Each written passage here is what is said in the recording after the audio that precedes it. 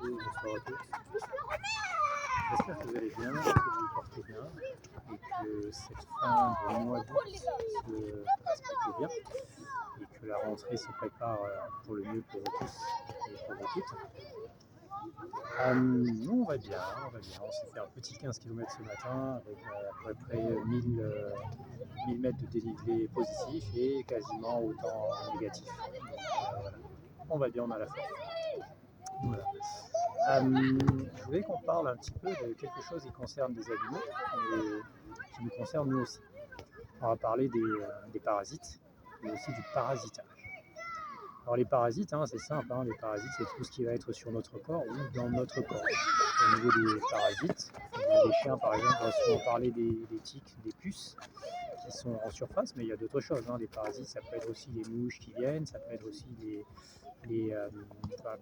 abeilles, les guêpes et tout ce qui peut venir autour d'un chien, les moustiques aussi. Tout ça, c'est des parasites. Et c'est des parasites qui, pour l'homme aussi, ont des conséquences qui peuvent être désastreuses. Ceci dit, ce qu'il faut savoir, c'est que au niveau des parasites, les parasites peuvent amener de grosses difficultés aux animaux. À votre chien, si un chien par exemple a souvent des tiques, souvent des puces, ça peut vraiment le déranger, non seulement sur un point de vue physique, mais aussi sur un point de vue de comportement. Donc comprenez que un chien qui est trop souvent parasité par des parasites, attaqué par des parasites, va avoir un comportement qui va être dérangé, qui va être perturbé, des manques de concentration par exemple, ou des tendances à être agité par exemple aussi. D'où l'importance de la palpation et aussi d'être proche de son chien pour sentir s'il n'a pas des tiques ou s'il n'a pas des puces et surtout les lui enlever pour que ça ne le dérange pas.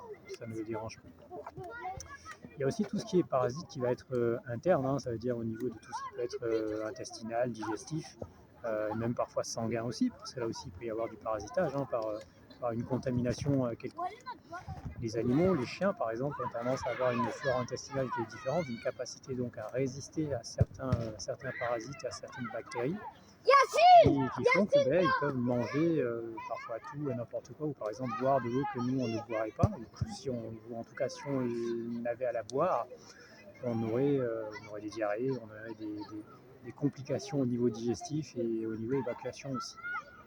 Donc il faut donc être attentif aussi à ce que le chien ingère, mais il faut aussi comprendre que le chien peut ingérer certaines choses qui ne lui feront pas de mal et qui au contraire continuent à pérenniser son rapport avec son système immunitaire et toute sa flore intestinale, c'est tout ce qui lui permet d'être dans un bon digestif et de bonnes capacités de résistance par rapport à sa réalité qui est une réalité animale.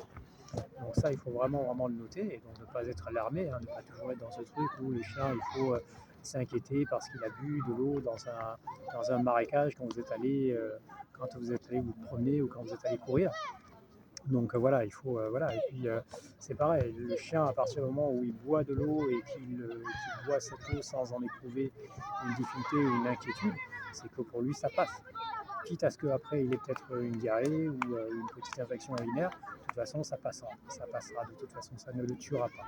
Contrairement à nous, ça nous amènera moins de complications, par exemple. Donc ça, il faut y faire attention.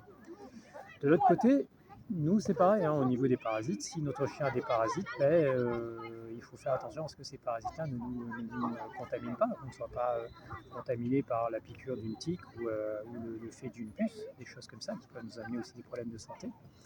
Donc on doit être attentif à ça, mais vraiment très très attentif.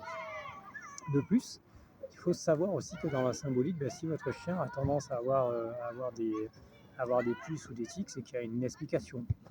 Il y a quelque chose qui est de l'ordre d'une information qu'il faut comprendre. Ça peut être l'information du fait de l'environnement dans lequel vous êtes avec votre animal, qui n'est peut-être pas suffisamment sain et qui est porteur de beaucoup de parasites. Mais ça peut être aussi un signe ou une signalisation d'un parasitage qui vous concerne vous, dans votre vie, dans votre environnement, dans vos relations, dans votre manière d'être. Et ça peut être aussi ça. Donc se poser la question, pourquoi est-ce que mon chien en ce moment a beaucoup de parasites? Est-ce que moi-même dans ma vie je ne suis pas entouré de parasites ou je ne suis pas parasité? Et ce parasitage-là, il faut savoir lequel il est, si c'est un parasitage dans son fonctionnement à soi ou un parasitage dans le milieu dans lequel on vit, on traîne, que l'on côtoie, des choses comme ça. Donc c'est important. Ce parasitage, quand nous sommes dans un parasitage, nous sommes perturbés. Ce parasitage peut venir d'une consommation d'alcool ou d'autres choses. Je souris parce que j'ai des enfants qui jouent au foot autour de moi là, donc c'est pour ça que je regarde un peu partout, mais ne vous inquiétez pas. Donc voilà, il faut être conscient que le parasitage peut venir de plein de choses, hein, d'une consommation d'alcool, d'une consommation de stupéfiants, ou pas forcément nous qui consommons, mais peut-être les gens qui sont autour de nous. Et même cette tendance à des consommations de produits qui peuvent amener des parasitages, même si c'est autour de nous, le fait de l'inhaler peut nous apporter des complications. Tout comme les chiens sont très sensibles à la consommation d'alcool, que ce soit de leur maître ou des gens dans leur environnement, ou au comportement, ou simplement à l'émanation de ces produits stupéfiants-là, que ce soit l'alcool, la cigarette ou le cannabis ou des choses comme ça. Les chiens peuvent réagir à ça parce qu'il peut y avoir des complications avec ça, ou il peut y avoir une histoire liée à des complications avec ça. Donc il faut faire très attention. Et donc du coup, c'est ce parasitage, hein, nous quand on est parasité, on va pas bien, on peut être déprimé, on peut être énervé, on peut être en colère, et notre chien c'est exactement la même chose. C'est que s'il est parasité, il aura des tendances à être difficile à gérer. Et s'il est parasité par un parasite, il peut être compliqué à gérer parce qu'il peut manquer de dynamique, ou il peut être très énervé ou trop excité, ou simplement le fait d'être dérangé par ce parasite va faire qu'il peut être agressif, il peut avoir un comportement pas dangereux, mais peut avoir un comportement qui peut le nuire dans sa relation avec soit d'autres chiens, soit des individus autour de lui. Donc il faut vraiment faire attention à ça. Donc voilà, donc je voulais que vous sensibilisez là-dessus. Donc important d'avoir des rapports de palpation avec son animal pour justement voir s'il n'a pas des parasites qui traînent. Donc le brosser souvent, le peigner de temps en temps, le caresser si on ne sent pas une malformation, qui soit aussi bien sur la peau que dans la peau, parce que les parasites peuvent être aussi dans la peau. Donc ça aussi, il faut savoir les enlever quand on les remarque. Et il faut vraiment chercher à voir cela. Et aussi voir qu'est-ce qui peut être parasitant, dans le sens du parasitage, au niveau de son comportement, au niveau de ce qui est autour de lui, au niveau de l'environnement, au niveau des gens qui l'approchent. Et parfois, le chien peut ne pas apprécier les gens qui l'approchent. Je le dis, de temps en temps, ça lui arrive de refuser que des gens le touchent ou que des gens approchent de son périmètre parce que il ne les sent pas, il ne les veut pas, il ne les souhaite pas.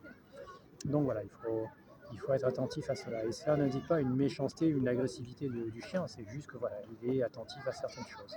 Voilà. Je vous remercie, prenez soin de vous, passez une bonne soirée et je vous dis à bientôt. Merci de m'avoir écouté.